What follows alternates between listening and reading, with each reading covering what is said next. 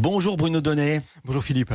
Plaisir de vous retrouver Bruno. Tous les jours, vous observez ici les mécaniques médiatiques et hier, vous avez donc regardé comment les télévisions s'y étaient prises pour couvrir le premier tour de la présidentielle et vous avez une journée chargée, pardon de sourire, et finalement assez classique, dites-vous. Oui, vous le savez Philippe, une journée d'élection présidentielle, c'est un moment très important pour les télévisions. Seulement voilà, le temps fort de la journée, c'est le moment des résultats. Et du coup, avant 20h, la route est longue, très longue, surtout pour les chaînes info qui doivent à tout prix ménager le suspense. Alors hier, BFM TV, par exemple, a très bien fait le job. Écoutez donc ce que le chef du service politique, Philippe Corbet, nous a dit pour nous tenir en haleine.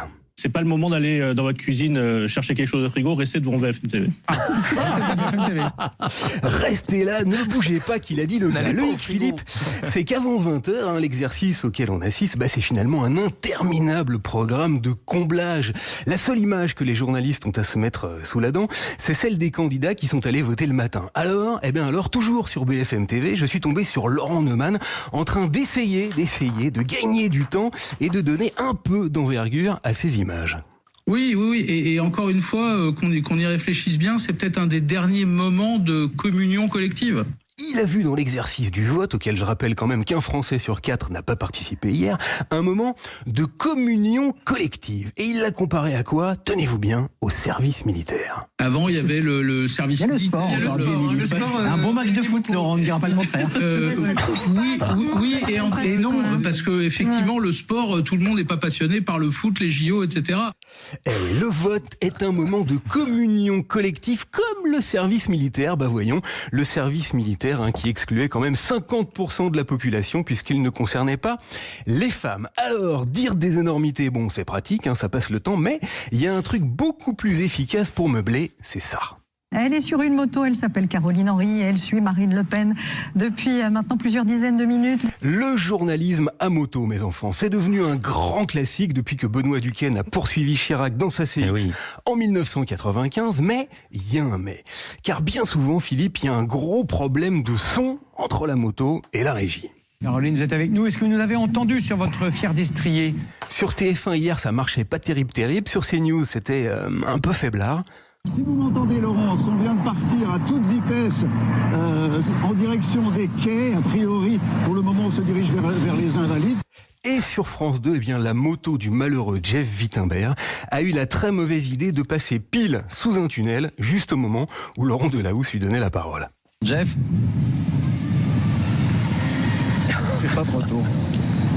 Pas de chance. Est-ce que vous m'entendez, Jeff? Voilà, un grand classique, Philippe, je vous dis. Néanmoins, Bruno, dans cette journée très classique, comme vous dites, vous m'avez dit avoir trouvé toutefois un moment qui l'était moins.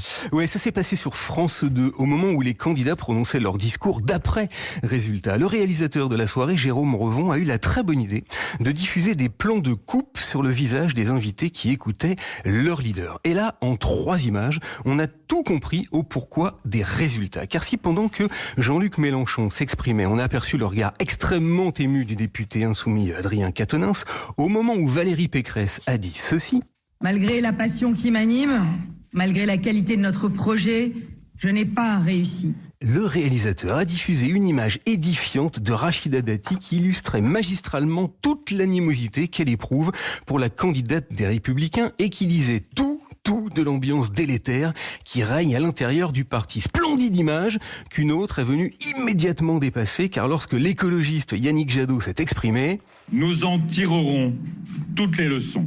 On a pu voir plein pot le regard de Sandrine Rousseau chargé d'un mépris absolu pour celui qui n'aura, on se demande bien pourquoi, jamais réussi à faire exister l'écologie dans la campagne. Bon, mais passé ces quelques instants surprenants, Philippe, le classicisme a finalement repris ses droits. Le président de la République a appelé un journaliste de France 2 par son prénom. Monsieur Macron, pour France 2, s'il vous plaît. Vous allez bien, Guillaume?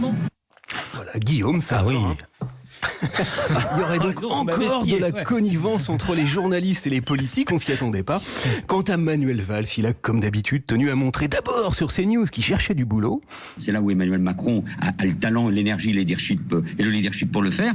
Avant de repasser sur France 2, un bon petit coup de brosse à reluire au président de la République, histoire qu'il comprenne parfaitement bien qu'il était disponible. C'est, je crois, ce qu'a dit avec beaucoup, d'intuition le président de la République ce soir. Parfait, voilà, du grand classique de la politique médiatique. Cher Philippe, je vous avais prévenu. Merci beaucoup, cher Bruno Donnet. Je vous dis à demain.